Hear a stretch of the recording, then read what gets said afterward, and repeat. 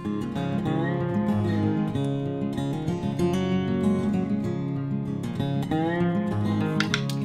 everybody, Caleb here. Welcome back to the Bull and Burley. Thank you for joining me again. Today is International Pipe Smoking Day 2023. Thank you for joining me.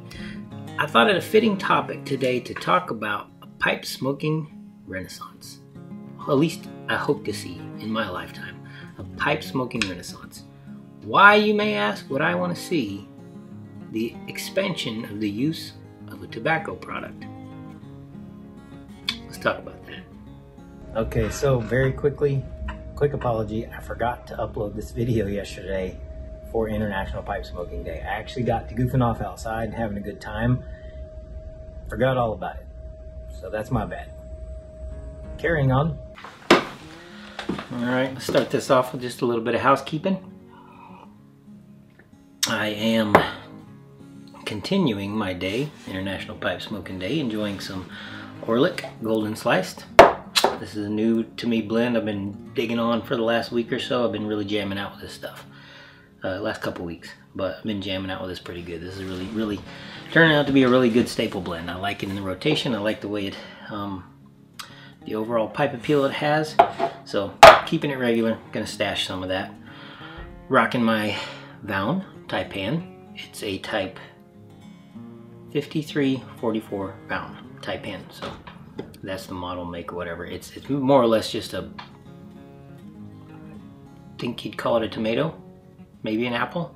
Really robust little bowl. Nice and fits in the hand like a thick golf ball. It feels really good. Has a deep bowl, really good for Virginias. So that's what I'm jamming with today. I hope you're enjoying one yourself as well. The sun is shining, the kids are out playing in the yard, and all the neighbors are out shooting their guns. And that is my style of celebrating President's Day, which I'm gonna go do myself here in just a minute.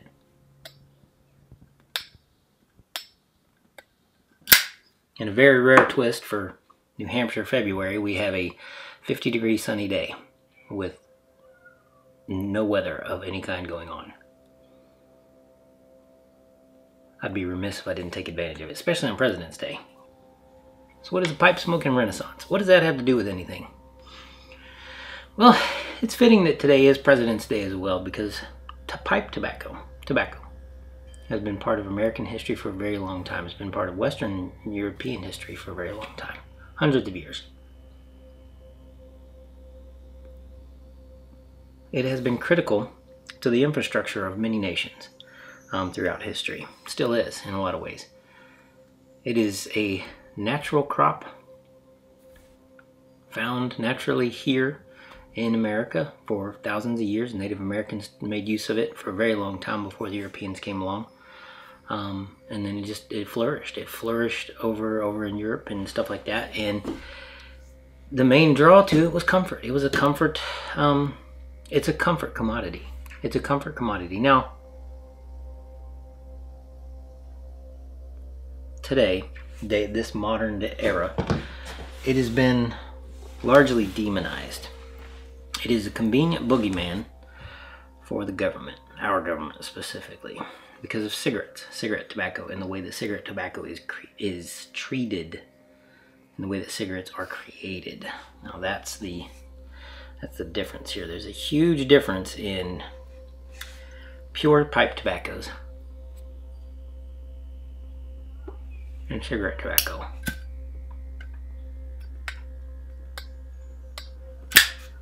There's a big difference in the end product, let's put it that way.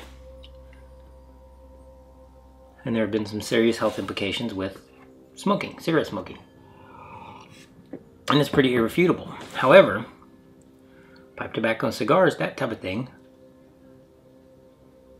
it's almost as equally irrefutable that they have very minimal, if any, traceable negative health effects that could end in an early death. Let's put it that way. Lots of studies out there, lots of evidence, lots of support for that. The tobacco industry has thrived for hundreds of years before the modern boogeyman era of the cigarette as we know it today. And it was not considered a health concern for most of those, all of that time.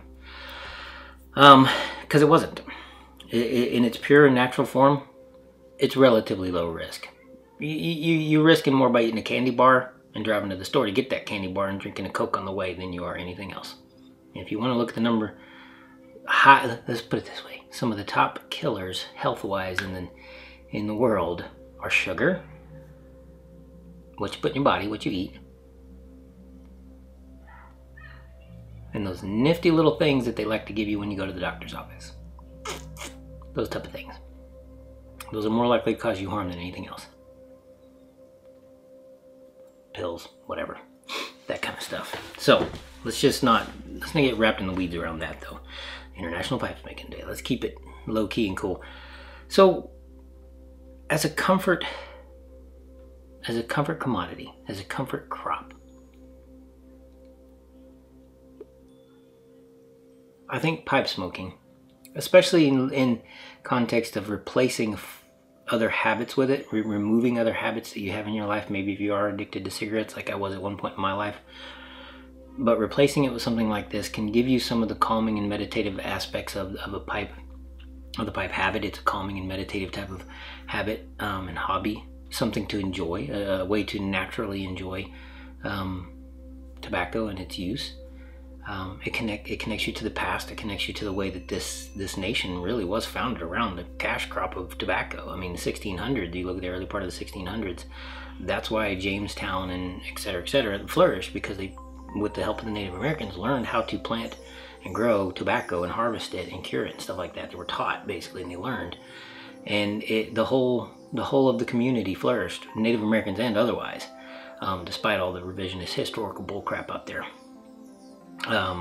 It was, and then, you know, it went to Europe and spread and everything was, and it just became huge. I mean, it's how the colonies thrived, it's how Europe thrived, it's how, and it predates a lot of the uglier parts of our history too, which is, you know, not something I want to get into in this video, but it does predate all that, the more ugly parts of European and Western history. So it's a comfort crop, been around a long time, and it can provide an added benefit of quality of life to the individual. Let's break down how. Let's talk. These are just my thoughts, though, too. So, and again, I'm going to throw this out there. I'm not a medical professional. These are my thoughts and opinions. Your mileage may vary. Your opinion may vary. But these are my observations. Why pipe smoking could be beneficial to society in some ways. All right, outside of just growing crops and making money, having a product to sell, and outside of, like, say, nicotine addiction and stuff like that. If you're just in it for a nicotine addiction, cigarettes probably more your jam. I wouldn't encourage anybody to do that, but I'm gonna probably butcher the quote here, and it was either Einstein or C.S. Lewis. I cannot remember who said it at the time, but a pipe gives a wise man time to think, and a fool something to stick in his mouth. That kind of captures for me the essence of what pipe smoking is about, can be about, and why it can be enjoyable, and something I would love to see a renaissance of people at least enjoying it, you know, situationally. Or it's like having a nice glass of wine. It's something you do to enrich your life. If it doesn't enrich your life, it's not worth doing. You know, it's like a habit. You know, indulgences like this are not worth putting in your life if it doesn't enrich it and bless it in some way. Like smoking cigarettes, it's a net gain of zero. You know, alcoholism, net gain of zero. Having a glass of wine, having a pipe, having a cigar, those kind of things can enrich your life. It can enrich your relationships, and it can enrich your environment around you and the time shared with people. And if you're just a blatant fool, at least it gives you something to do other than talk.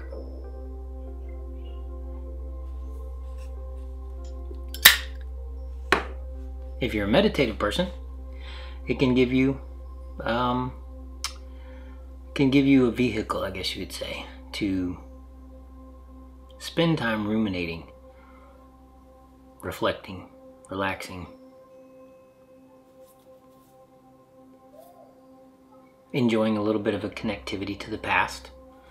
I like reenactment. I like historical dramas. I like historical narratives, historical documents, historical reading. And for all of American history, the pipe pipe tobacco, pipe tobacco in general, have been central to all the experiences that we've had here in this nation, good and bad, you know, positive and negative. I still wholeheartedly believe that God has blessed this nation as one of the greatest on earth because of the foundation of it, because of the foundational beliefs of the people who started it, the fathers, the founding fathers. I acknowledge that there's been some ugly parts to it.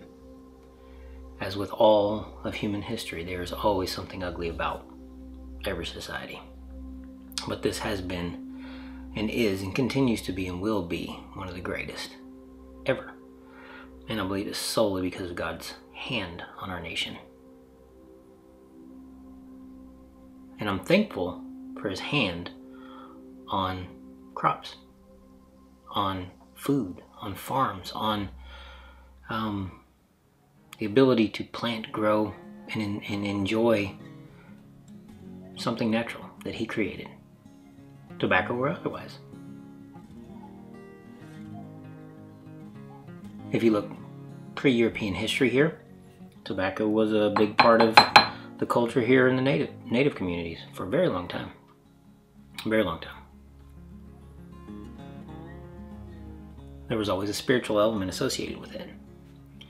I think those things are still valid. I think that those reasons, that connectivity to our past, to foundations and into the roots of the earth, into the earth itself, into our Creator and His creation, I think pipe smoking, you know, outside of the stigma around tobacco use, can be very transportive in that.